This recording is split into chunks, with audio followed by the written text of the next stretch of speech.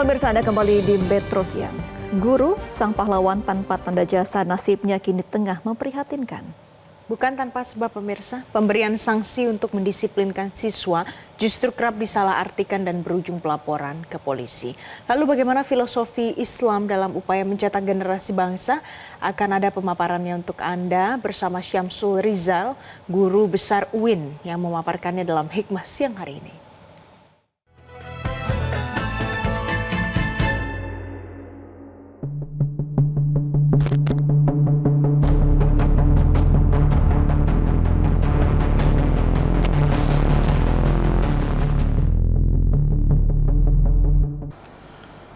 Pemirsa, profesi guru tentunya merupakan profesi yang sangat mulia karena perannya yang sangat besar untuk mencerdaskan generasi penerus bangsa. Namun sayangnya hidup sebagai guru tidak mudah, bahkan tak jarang guru ini harus berhadapan dengan masalah hukum seperti yang dialami oleh seorang guru honorer sekolah dasar di Konawe Selatan, Sulawesi Tenggara, Supriyani, di mana yang ditetapkan sebagai tersangka karena dituduh memukul muridnya yang merupakan anak dari seorang polisi.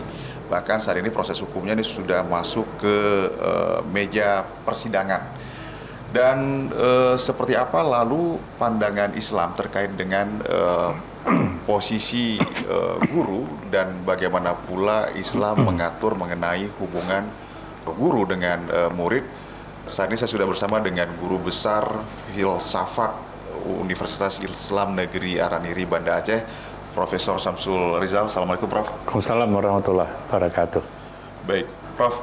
Ini mungkin sebelum kita bicara soal bagaimana Islam memaknai peran guru ya, mungkin sebelumnya bagaimana pandangan Prof menanggapi kasus guru honorer Supriyani yang saat ini harus ditetapkan sebagai tersangka dan proses di pengadilan karena dituduh menganiaya muridnya.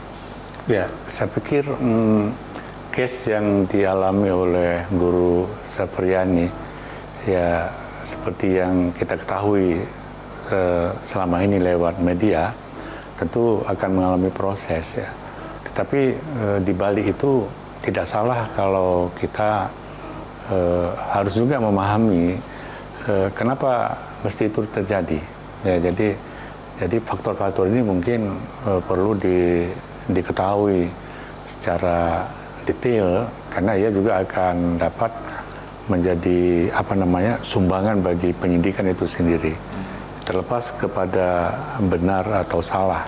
Tapi substansi yang paling penting adalah ada sesuatu yang nilai yang hilang daripada profesi guru, kemudian ada tantangan hubungan guru dengan murid atau siswa, dan hak atau kewenangan murid melaporkan kesalahan guru bila dianggap itu salah misalnya. Sebenarnya banyak hal-hal yang bisa terjadi di sana. Kalau kita kembali ke ajaran Islam, Prof, sebetulnya seperti apa makna profesi guru itu dalam agama Islam?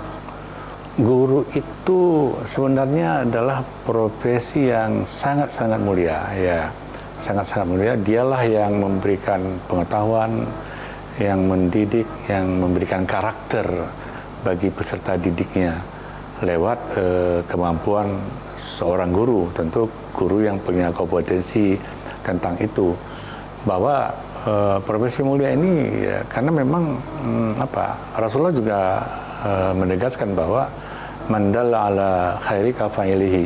Jadi siapa yang menunjukkan kepada jalan kebaikan, maka ia akan memperoleh pahala kebaikan itu bagi pelakunya. Guru itu kan memberikan pengetahuan, memberikan pengalaman, memberikan keilmuan kepada peserta didik. Peserta didik ini ilmu yang diperoleh dari guru itu dijadikan pedoman, diberikan panduan untuk mereka hidup. Bagaimana dinamika kehidupan, bagaimana menghargai diri, bagaimana menghargai orang lain, bagaimana melakukan hubungan hablum minallah atau hablum minannas. Banyak yang bisa diaplikasikan daripada didikan seorang guru. Iya. Lalu, Prof, apakah dibenarkan juga begitu seorang siswa ini bisa melaporkan gurunya dengan dalih telah melakukan kekerasan terhadap dirinya Meskipun kekerasan itu misalnya dilakukan saat dia juga sedang memberikan ilmunya, begitu, sedang mendidik. Ya, kita harus kembali dulu kepada filosofi pendidikan Islam. Jadi tujuan pendidikan Islam itu adalah bagaimana mencetak ya peserta didik itu yang beriman, bertakwa, yang berkarakter, yang memiliki pengetahuan yang luas, yang mendalam, dan juga menghargai orang lain, dan dia dengan ilmu itu bisa mengisi dinamika kehidupannya di mana mereka hidup.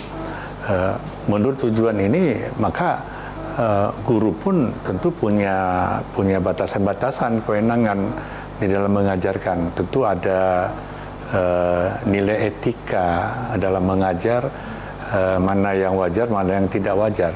Tentu bisa seperti itu barangkali titik temunya ya. Artinya apakah guru juga dibenarkan melakukan kekerasan meskipun dengan tujuan untuk mendidik, begitu, untuk mendisiplinkan? Ya? Saya pikir itu sebuah perspektif aja.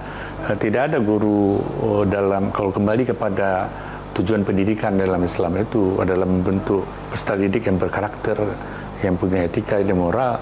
Bagaimana mengajarkan karakter kalau fondasinya itu kekerasan? Jadi saya pikir tidak kalaupun ada mereka yang mengikuti jalur tindakan kekerasan, tentu tindakan kekerasan ini juga multi perspektif, maka itu berada pada jalur yang keliru, keluar daripada tujuan pendidikan itu sendiri. Sebenarnya seperti itu dia. Lantas kalau menurut agama Islam, Prof, apakah ada misalnya hukuman yang bisa diberikan begitu dengan tujuan untuk mendidik atau untuk pendisiplinan? Sebenarnya hemat saya itu bukan tindakan kekerasan ya, tetapi adalah dari perspektif mendisiplinkan peserta didik. Namun di dalam teknik belajar mengajar dalam dunia Islam itu juga ada mekanisme bagaimana untuk menciptakan peserta didik itu disiplin misalnya dengan pemberian tugas, ya itu kan bagian daripada punishment ya. Bagaimana supaya peserta didik itu berkarakter, kemudian dipanggil itu siswa, diajak dialog, ya ada proses-prosesnya. Jadi kita guru tidak boleh langsung memukul, tidak boleh langsung menghardik, tidak boleh langsung mengecewakan mereka di depan teman-temannya, tapi harus dipanggil. Namanya proses pendidikan itu kan mendidik, bukan hanya mentransfer ilmu, tapi memberikan edukasi karakter yang dari nilai-nilai keislaman itu juga. Di samping itu juga perlu ada involvement dari orang tua. Jadi guru harus bijak juga bagaimana menyertakan orang tua dari proses mendidik anak itu. Artinya apa? Seorang guru itu tentu paham bagaimana karakter si anak, bagaimana perkembangan dia dalam belajar, bagaimana perkembangan interaksinya, dan ini harus ada involvement dari orang tua. Jadi disertakan, harus ada pelaporan, harus ada komunikasi antara guru dengan orang tua. Bagaimana komunikasi antara guru dengan orang tua ini cukup membantu untuk pendisiplinan itu tadi. Jadi bahwa peserta didik juga tidak semena-mena, ya guru juga tidak memiliki kewenangan, tapi ada ikatan batin dalam mentransfer ilmu itu. Oke, artinya juga harus ada peran orang tua juga begitu ya? Harus ada ya. Oke. Mungkin juga harus ada peran masyarakat untuk apa ya, membentuk karakter atau peserta didik yang berkarakter itu tidak hanya peran guru, tapi orang tua juga. Jadi kan ibu adalah sekolah pertama dalam kehidupan seorang anak manusia. Jadi karena dia akan lebih dekat dengan ibunya. Jadi al-ummu madrasatul ula. Ibu itu adalah guru pertama di dalam mendidik anak manusia. Jadi demikian juga lingkungan. Jadi harus ada keterbukaan. Oke. Berarti terakhir, Prof, belajar dari kasus Supriyani ini, kira-kira pelajaran apa yang bisa kita ambil? Saya kira banyak pelajaran yang perlu kita petik. Yang pertama, guru juga memang, karena gini, untuk menciptakan pendidikan yang bertakwa dan sebagainya itu itu tidak dibenarkan juga dengan cara-cara kekerasan. Jadi bahwa peserta didik juga Islam kan mengajarkan tentang prinsip-prinsip keadilan, tentang prinsip-prinsip kesetaraan, tentang prinsip-prinsip kebersamaan di dalam dunia ilmu itu. Jadi harus ada take and give. Jadi harus ada bagaimana peserta didik bisa menikmati keilmuannya dan bagaimana guru juga tidak kesenangan di dalam mentransportkan ilmunya. Oke, baik. Terima kasih banyak Prof atas waktu dan perbincangannya. Dan demikian pemirsa perbincangan saya bersama dengan Profesor Dr. Haji Samsul Rizal MAG yang merupakan Guru Besar Filsafat UIN Araniri Banda Aceh dan juga Ketua Asosiasi Dosen Indonesia DPW Aceh. Semoga apa yang kita perbincangkan bermanfaat. Dari Banda Aceh, Al-Hadi Habibi, Fahmi Reza, Metro TV. Jelajahi cara baru mendapatkan informasi. Download Metro TV Extend sekarang.